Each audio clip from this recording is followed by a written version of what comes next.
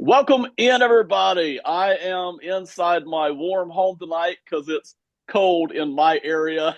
And we've got Shane back with us here on Pro Football Plus. Austin's back with us after a week off for the holidays. So it is good to have our panel back as always. I hope everybody had a tremendous holiday, Christmas, New Year's, whatever it was you did. I hope you had a fantastic time and enjoyed all the football too. We are loaded tonight.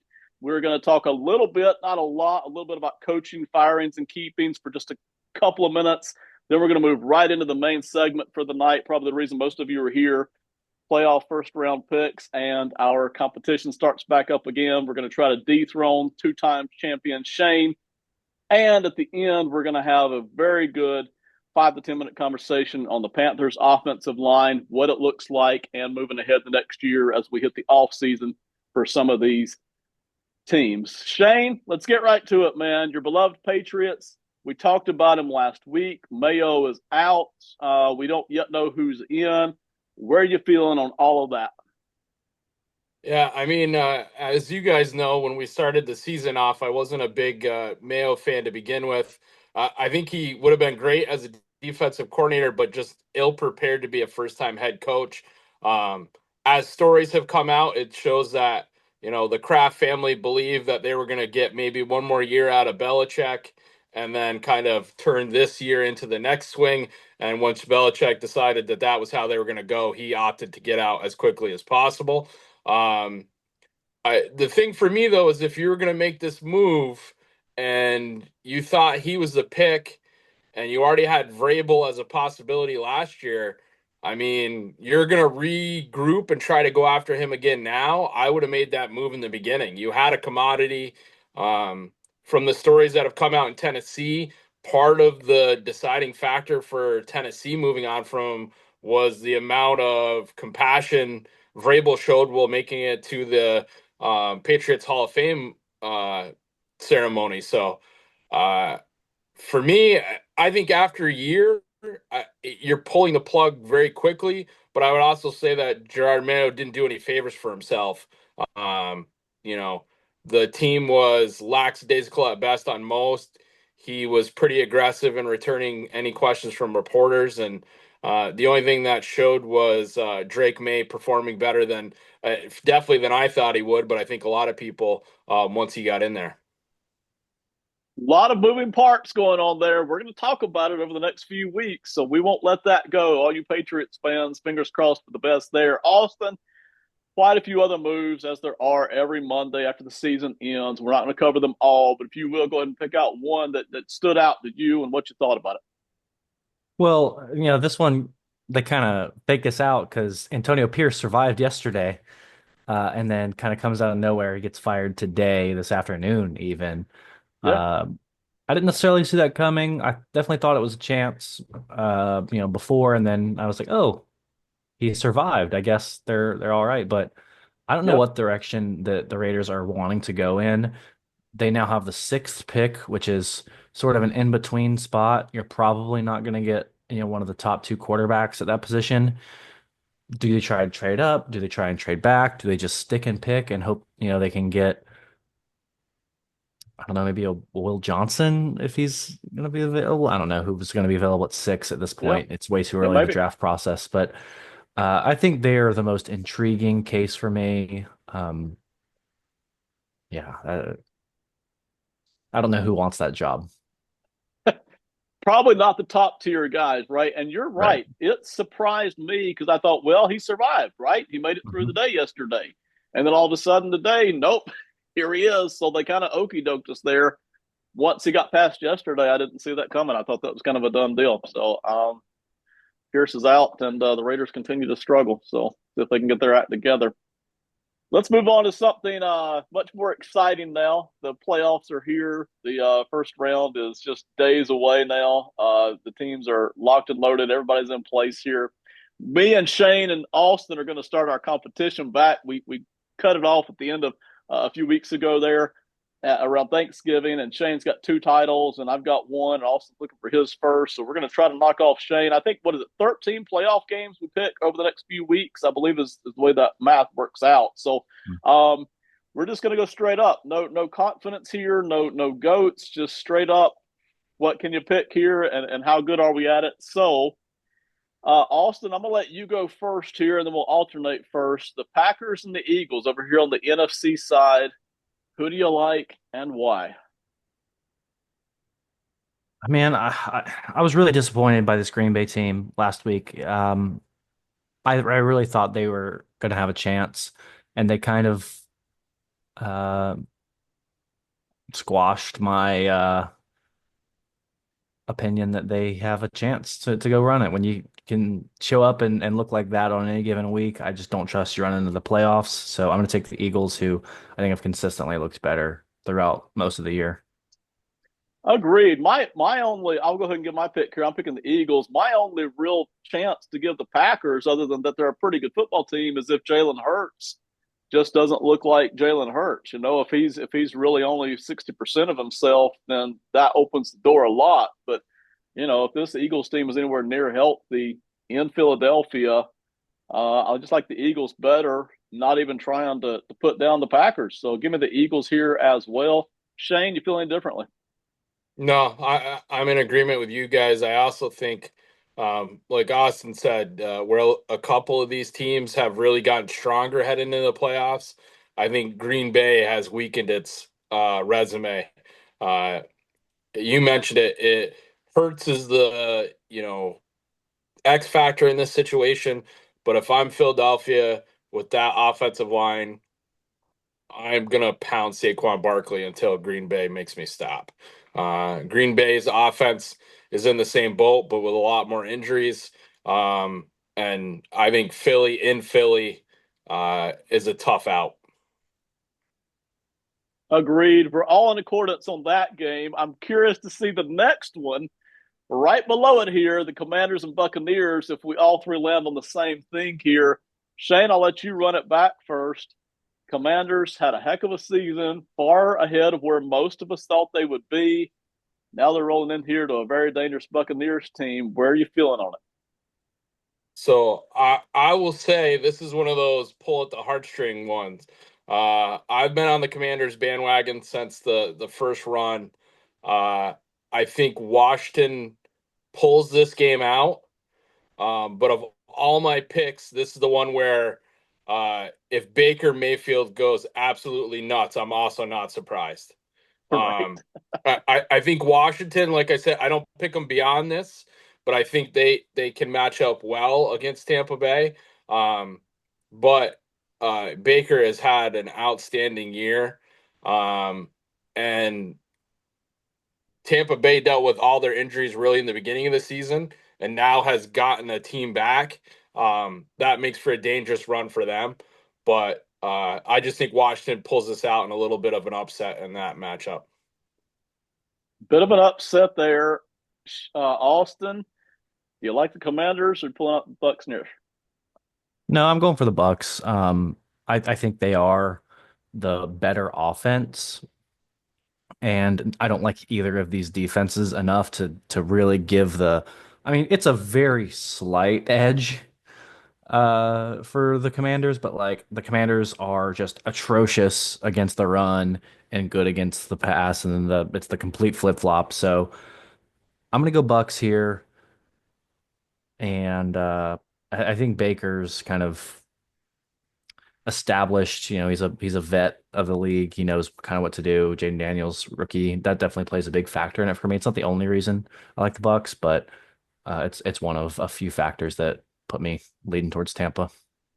If I could only watch one game this weekend, this would be the game. I think this one's tight. I think it's back and forth. I think it's a lot of fun. And you guys already said it. Not a lot of defense I don't expect in this game. I mean, sometimes we see game script kind of slow things down a little bit, but in general, I expect a lot of points out of this game. And I'm gonna pick the Buccaneers. They're at home. I like their personnel still a little bit better overall. I still feel like the Commanders are playing a little bit over their weight class in terms of talent spread around the roster here. But man, I do think it's close. Either team can pull this out. I do think this is the tightest one of the entire weekend, but giving the Buccaneers in a fun matchup. Austin, I'm going to let you speak first. Your beloved Vikings traveling to the Rams. Not necessarily a huge deal in terms of road conditions, right? It's not weather, it's not crowd. but still you're not playing in your own crib. So how are we going to do the Vikings here? Yeah, I like the Vikings a lot more than the Rams, actually. I mean, this is a pick 'em, I think, according to Vegas. So they think it's going to be super tight. I think Minnesota jumps out to a big lead early. I think one of the things that Minnesota does well is start off hot. And then, as we saw against the Lions this week, they just couldn't really get the offense to sustain anything going down the stretch. And I don't expect that against, I mean, frankly, just a much worse team in the Rams. The defense is still going to show up and show out. Uh, Puka's great. I love Puka. He will do everything he can in his ability to help that offense, but I trust Brian Flores to figure out a way to stop their best guy, which is Puka, and let the rest of the defense just kind of figure it out, which they seem to always do. So I trust the Vikings to get a win here. I would trust the Vikings by 3 points. I think it's weird that it's just a pick 'em right now, to be honest. Shane, I'm going to let you get the last word here in just a minute. I'm going to go ahead and jump in. I've got the Vikings as well. They've just been the better team all year long. And personnel wise, they're loaded across the board, even when you take into account Sam Darnold. The Rams have me, even though they've been dangerous, man, good gosh, the second half of the year, they are so dangerous. But the Rams have me a little confused with this personality switch ever since the Bills game. They're not scoring, but the defense is looking good. Well, I don't expect this defense of the Rams to be able to shut down this Vikings offense, to be honest. And so now I've got to look back to this Rams offense to score a lot of points here. And I'm just not going to pick them to outscore the Vikings. So I've got the Vikings here in this game, just like Austin. Shane, do you feel any differently? No, I agree with you guys, and I think the thing that really plays in my head is, as you mentioned with the Rams offense, it's predicated on those two wide receivers. So it's Cooper Kupp and Puka Nacua, and pray that they can get you points. I think the dynamic duo of JJ and Addison for Minnesota is going to be the ones that come through on that. Um, the Rams defense is predicated on getting pressure. The Vikings have done a great job this year of keeping Sam Darnold vertical. And if they can't get a pass rush, I think between O'Connell and Darnold, they'll be able to pick them apart. I like the Vikings in this one. And as Austin said, I think that Fuentes is going to have something dialed up to be able, Flores to be able to get something through for them. So Let's move over to the AFC side. I'm going to jump in here first on the Denver Broncos and the Buffalo Bills. I'm going to get my take out here and see if any of you two care to counter it at all, or if you follow suit. I love the Broncos this year. They have earned this spot, maybe as much as any team. They have worked their tails off to just be here. And the work that Bo Nix has done and the work that Sean Payton has done to get Bo Nix here, and the defense with Vance Joseph and the running game that's been solid. Man, I'm so impressed. But to me, it ends here. I mean, you're in Buffalo. You're going up against Josh Allen. The Bills look as good as, if not better than they've looked this entire current Bills era tenure. There's just no way I'm picking Denver. And by the end, I really don't expect it to be all that close. So I've got the Bills, and the Bills by a lot. Shane, any difference of opinion there? no, and I agree with you on basically all the standpoints that you mentioned, Ben. So I think the Broncos have done great to get themselves here. The problem is that this game is in Buffalo, which means Buffalo fans probably started drinking yesterday. There'll be lake effect snow. Uh, they'll be ready to go. Um, Happy to be the one team in Buffalo that's winning. Uh, and I think they'll be ready. And Josh Allen has played superhero this year for them. I definitely think against the Broncos, he'll be able to pull it off again. The Broncos have that unnamed pass rush that's really helped them this year. The problem is that Josh Allen is mobile enough that if you press too hard and he breaks one for 68, you're in real trouble. Because the way the Bills want to play that, you can get around. Bills defense still scares me, but not in a first round matchup. Austin. I don't think y'all are giving enough credit to the Broncos. The Bills are going to win this game, but I would be shocked if the Broncos did not at least scare the Bills a little bit and maybe show a chink in the armor. I think Bills fans have started to think that they are invincible. Uh, Josh Allen might be invincible for all that we know. Uh, but the team as a whole is not. And this Broncos team can stop the run with the best of them.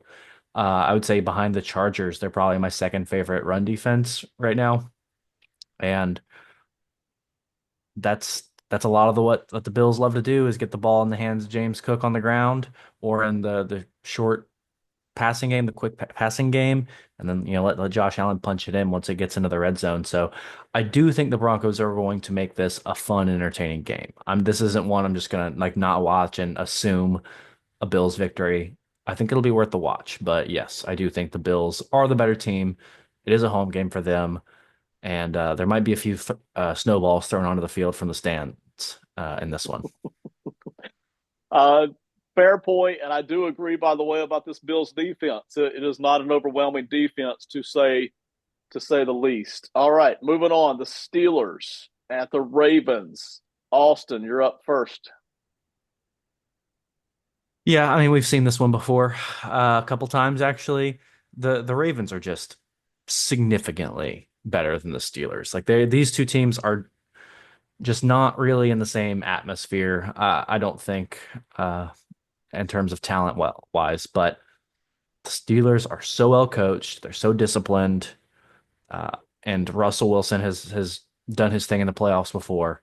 So similar to how the Bills game I'm projecting, I think the Steelers do put up a fight here, but in the end, talent wins out.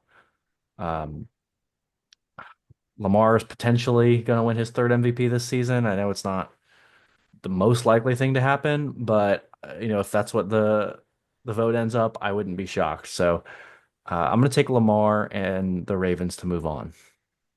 All right, Shane. I agree with Austin on that. It's going to be close. Agree that the Ravens, talent wise, way out draft Pittsburgh. I think if Pittsburgh's offense has showed any semblance the last couple of weeks of being able to figure this out, I think this would become a real dangerous game for Baltimore. But Pickens looks terrible since his return. Um, Russell Wilson doesn't have anything really working for him. And I think the Rams are just going to pound the ball, um, take it out of their hands, not give Pittsburgh some time to get some points on the board. Um, I trust the Steelers defense more playing the Ravens than maybe anybody else. They have the plus side of seeing that offense numerous times during the year. They know what they're looking for, so they generally end up having pretty close games, like Austin mentioned.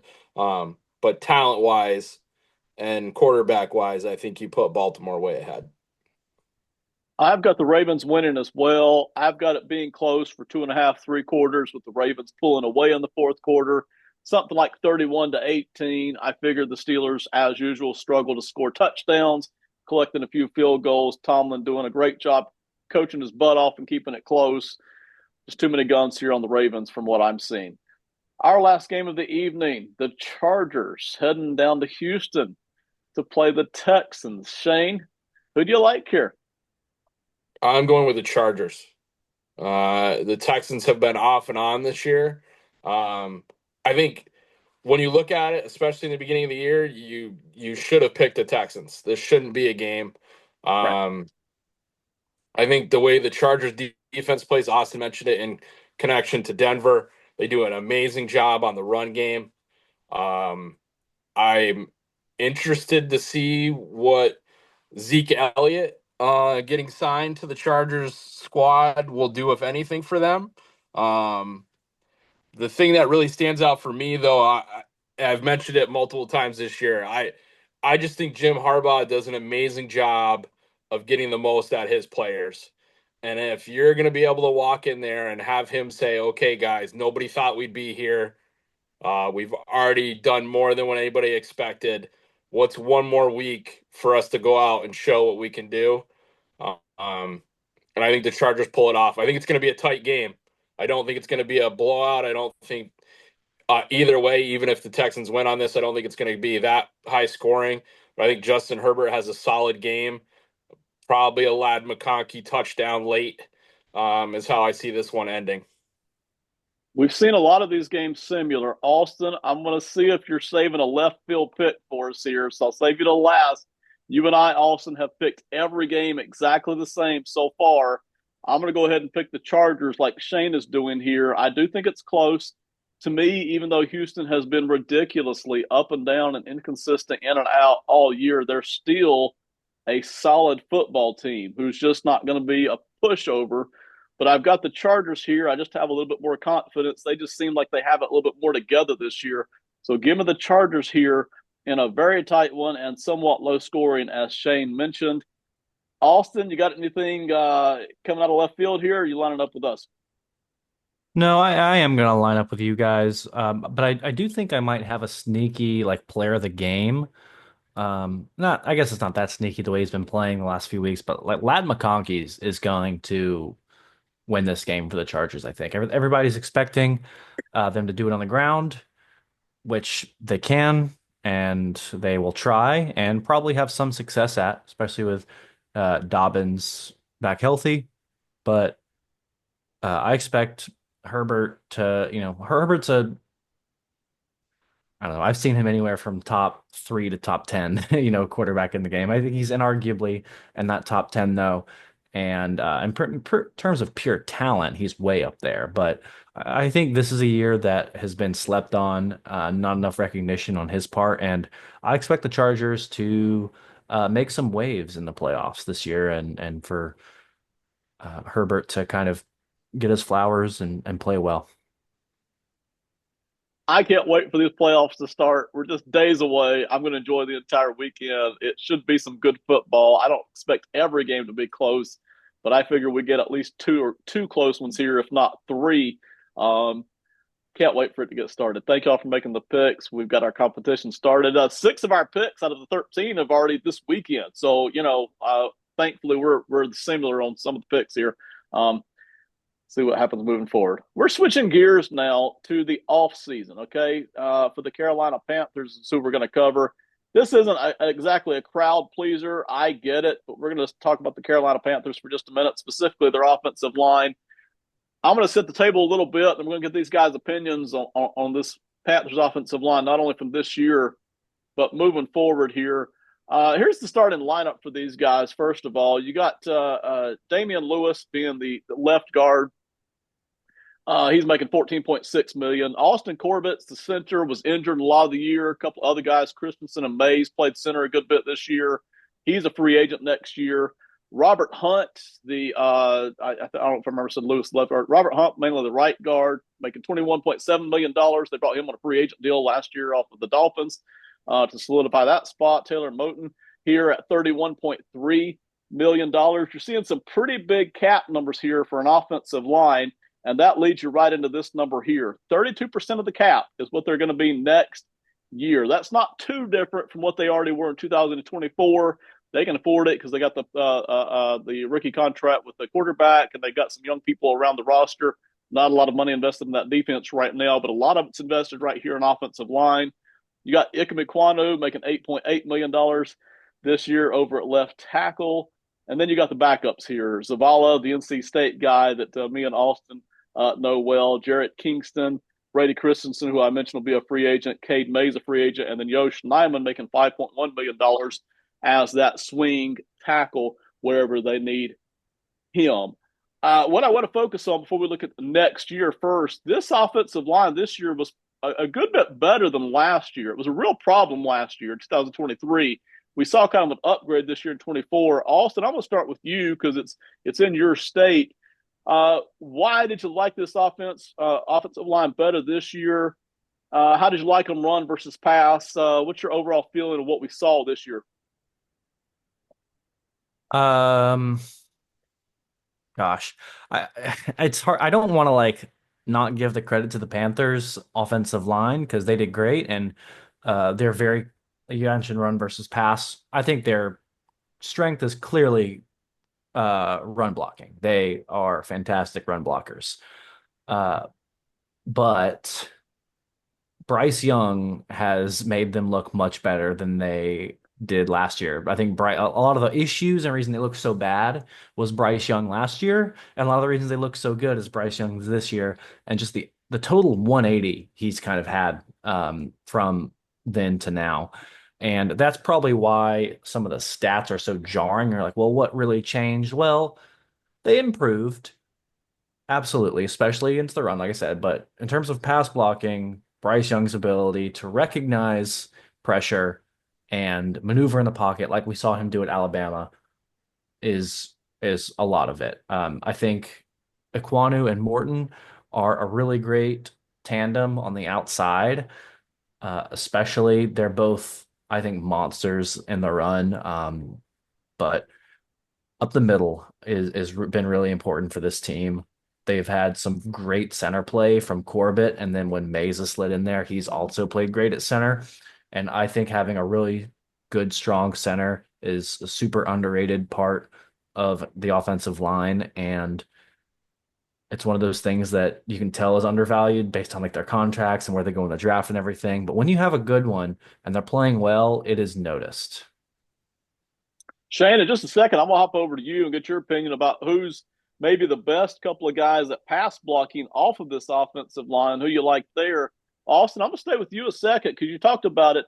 These guys in gold here, gold. They're all free agents next year, okay? And they all happen to have played a lot of center this year. Between the three of them, I think they took every snap at center. Austin, where would you like to see them go at center? Because again, I don't know that it would be expensive to re-sign one of these guys, but you've already got a bunch of money tied up here in the O line, and again, they're not great at pass blocking. So, would you like to see them maybe pick up Mays on some kind of a cheaper deal, or just clean house and get catch somebody in the draft? Maybe. No, yeah, you nailed it there with Mays. I think he is the target. He is a restricted free agent, not an unrestricted free agent, so they have the opportunity to offer him a contract. And I think that is probably in their best interest because when he did play center this year, he did a pretty good job. So that's where I'm looking to go if I'm the GM in Carolina. I want to just slide Mays in there, keep the same group of guys. You'll obviously need to maybe fill in some depth pieces, but have your mainstays from this year because I mean they played great and they clearly have some chemistry. So why not keep it rolling? Yeah, I agree. I would love to maybe draft a guy behind him, but I would love to just pull. Mhm. Listen, as a general manager's perspective here, I love those restricted contracts, man, because you can pay them next to nothing. You really can't get a cheaper contract other than a practice squad guy, you know. So you can pay them next to nothing for another year. Slide them on in there, see if they can earn maybe a bigger contract the following season. It really is great from the team side, even though it's not necessarily great as a player if you're out playing that. Shane, overall thoughts on this line, and then pass blocking. What couple of guys here do you think kind of help the pass blocking the most? So first, tip of the cap to Austin. I think he really hit it out of the park on this. A lot of the stuff I was going to talk about, he hit on. Just to throw some numbers, top 10 in rushing per attempt in the air yardage this year. Top 5 in sacks allowed. Last year, they let up 52 for Bryce Young. Um, Austin hit up about the center play. One thing that's changed this year, they brought in an awful lot of offensive lining coaching. Their run game coordinator, Harold Goodwin, Joe Gilbert is their offensive line coach. They have an assistant offensive line coach, and one of their offensive analysts is also a tight end offensive line guy. So they put a lot of coaching on this group. The thing I think changed this year, and you and Austin both mentioned Cade Mays. Um, they've done a great job of everyone that's a backup can play multiple positions. So if you're a guard, we're going to teach you how to snap if you've never snapped before. So it allows you. The last year they had injuries and they were just trying to replace people and it never picked up. They went out and spent big money on Lewis and Hunt, the two guards. Um, I love the way Iki plays, but in my draft analysis, I always thought he was a guy you were going to move to guard I think he's a physical run game mauler, and I think he's not great in pass because that's not what he's designed for. It's not his mentality. So I would think when you look pass side, I think Morton, and then probably, although he was hurt a lot of the year this way, I think Austin Corbett as a center does well in his pass protection. I think he has a good command of where they're going offensively and he knows what they're doing. I think Morton pass protection wise is probably the best that they have. Like I said, this offensive line is definitely built to be a run game phenomenon, by mentality, by play design, by any stretch of the imagination. You can see that that's what they're looking for. Um, I agree with both you and Austin that I think Mays is the answer. You have him as a restricted free agent. You can pay him, a bump for what he's getting, but not out of this world. And then you can make a play around it. The thing for this offense is Canales, when he was in Tampa Bay, did the same thing. Strong run game, and then you can open up the passing game for big plays. I think Carolina needs some more weapons to be able to allow that to happen. The run game produced this year, but Adam Thielen is getting up there. He's not the number one he was before. Leggett, for as much as people love to hear him speak, didn't really have a great year this year. I think people were expecting more from him. And the one thing lately that Carolina has done is if you are a talent at North Carolina State, South Carolina, or North Carolina, they're going to do their job and take a look at you. They've made Yep. it a homegrown team, which I think works well for your fan base. I don't know if that's always a great picking potential. Um, but if you're a North Carolina State offensive lineman, I think the Carolina Panthers are going to talk to you at some point. So, No, I love it. Listen, I loved Ikemi Kwanu coming out of the draft. I was just absolutely in love with him. But I always thought, Shane, because you hit it, if he didn't work out at tackle, because sometimes guys just don't, I thought, man, you just roll him right over to guard and he stays there for his whole career and he's just mhm. fine. So that was really the way I felt about him. Even though I liked him out there at tackle, he hasn't been great in pass protection. His run blocking's good out there, but maybe we'll see them roll over. Also, in a second, I want to talk to you about Chandler Zavala when we wrap up this Panthers conversation. But Shane, first of all, where would you again? We know they're better at the run blocking, and we saw Chuba Hubbard just have a big year, and they really drove a lot of the offense through that and fed that off of to Bryce Young's passing and mobility.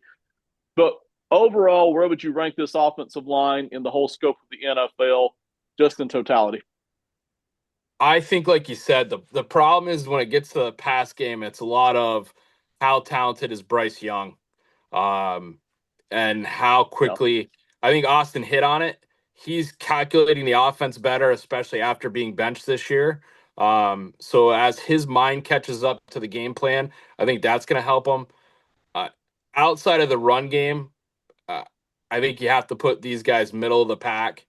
Um, Run game, I think they can fight with some of those top teams, but when you look at some of those other power run games, Detroit, uh, Green Bay, Philadelphia, this offensive line does not match up to either of those.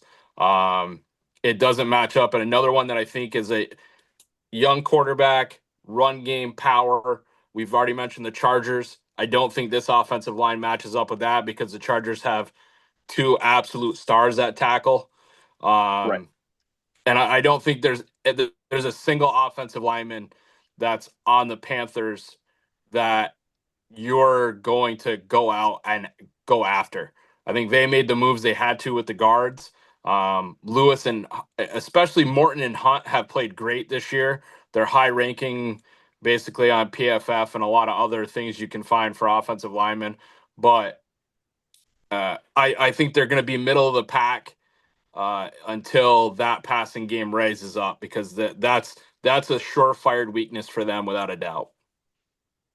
Austin, I'm going to give you a twofold question and then let you wrap up any final thoughts you've got on the Panthers offensive lines. First of all, Chandler Zavala, I don't know that he starts next year, and I don't know that they even need him to, but maybe in say 26, if they're wanting to ease some of this cap burden here on this offensive line, you see Zavala having a shot anywhere here on the O line, and then even though they're set now, just kind of looking forward, would you be at all interested in drafting anybody here in this year's draft, or you find just kind of moving forward with this group for next year?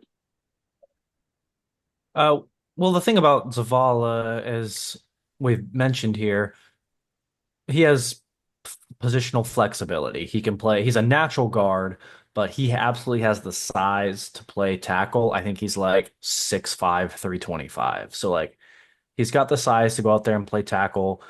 Um, but he's fits really naturally there at guard.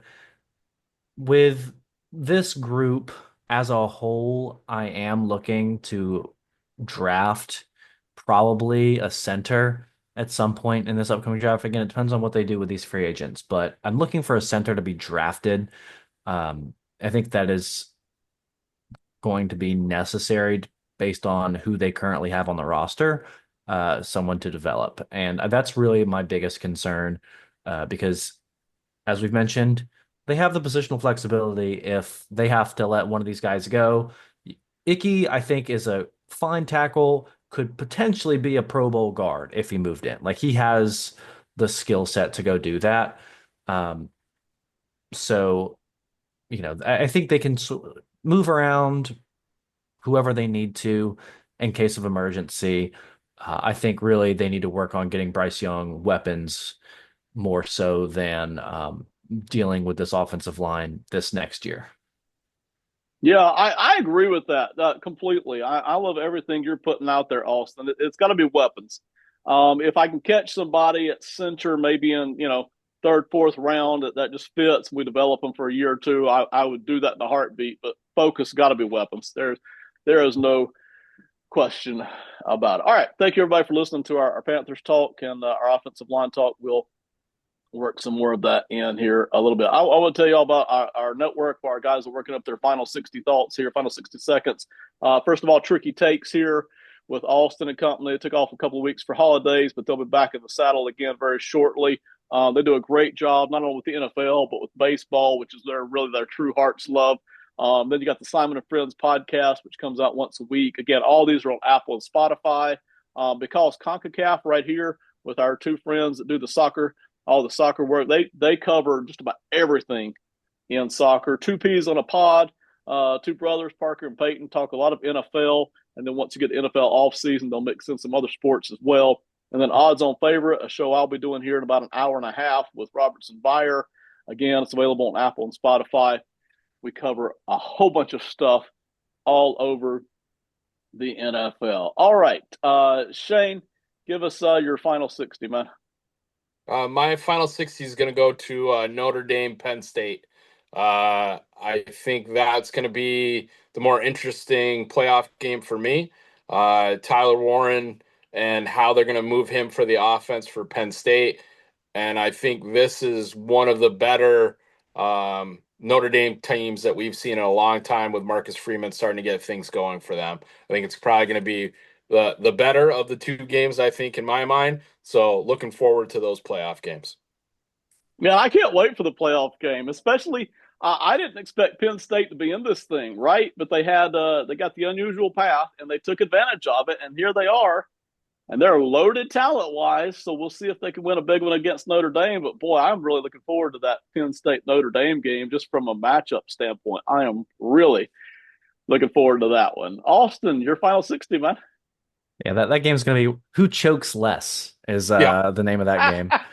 I want to give my final 60 to the first movie I've watched of the 2025 year, new Netflix movie Carry On. It was really solid, a Christmas style movie. Came out like around the holidays, and right to Netflix. I was like, this is gonna be not any good, but we're gonna watch it with the family. And it was good. I did enjoy it. I was kind of shocked at how thoroughly they seem to have like done the whole movie, from the production to the screenplay to the acting and everything in between. It was really well done.